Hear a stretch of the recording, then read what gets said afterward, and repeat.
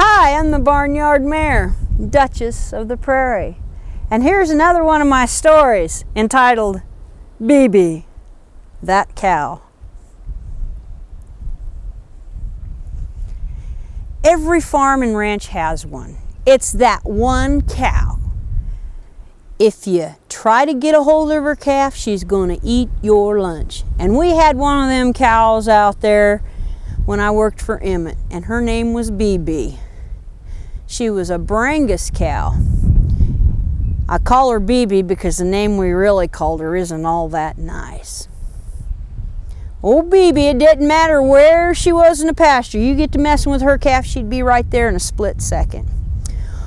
She always raised the best calf. Never had to worry about the coyotes getting her.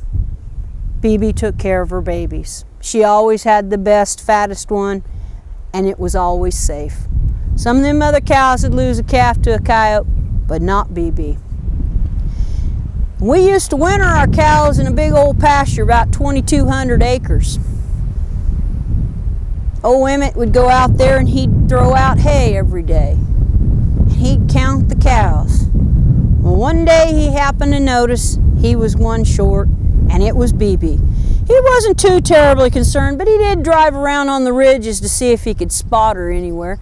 And sure enough, he found her in one draw, and she had a calf up sucking, so he didn't really worry about checking on it because BeeBe always had a good calf. He wasn't worried.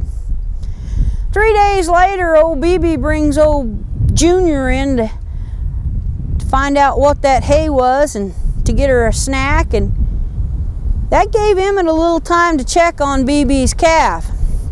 Well, right away he knew there was something wrong because that calf didn't have a tail. And he was also missing something else very important, his exhaust valve. Yep, that calf hadn't pottied for 3 days, and he was looking a little bit poorly.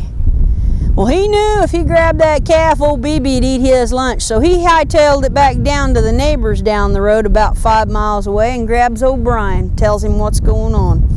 Brian's one of them guys that anytime there's an adventure, he's ready to go.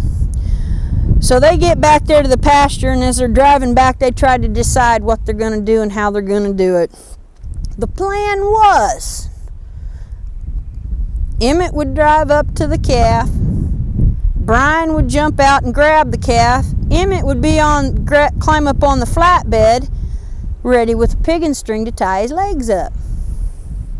Then Brian would climb on top of the cab of the pickup, Emmett would get in the cab, roll the window down on the passenger side, and Brian would throw the calf in the window so BeeBe wouldn't get after him.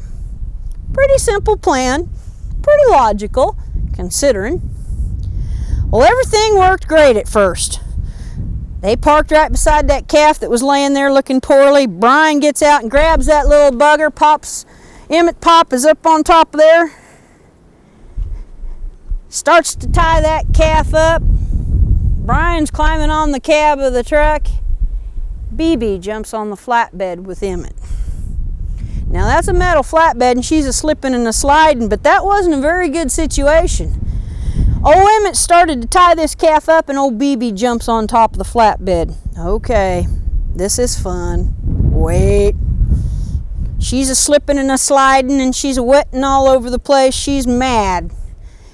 Emmett reaches over with one hand and he shoves her head sideways. It throws her off balance and she falls off.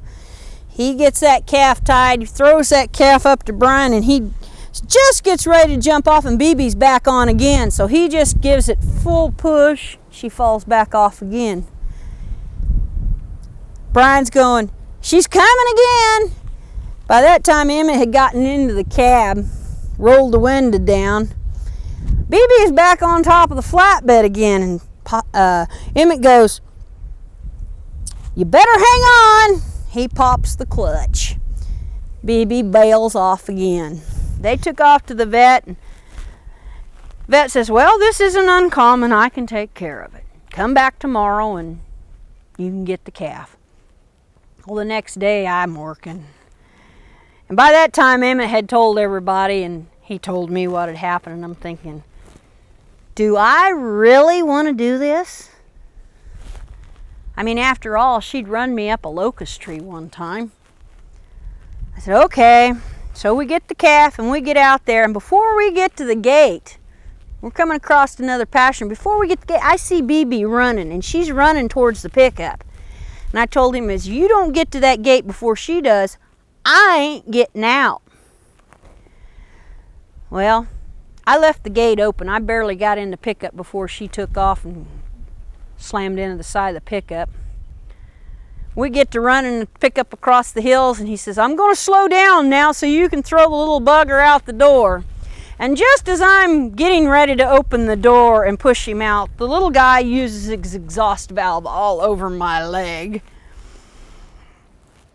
So I'm pretty upset, so I just give him a pretty good shove, and he rolls out there, and old BeeBe comes to a sliding stop right there at her calf. You know, we didn't see her or her calf until we gathered 2 months later.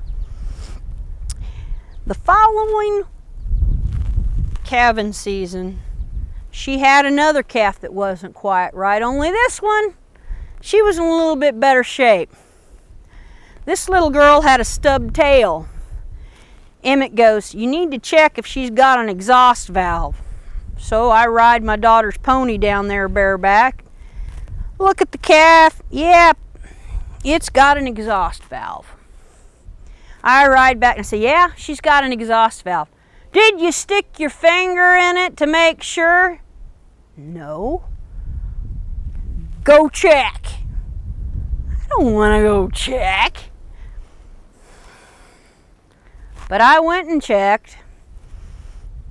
I went and I just did a little old exam, sure enough.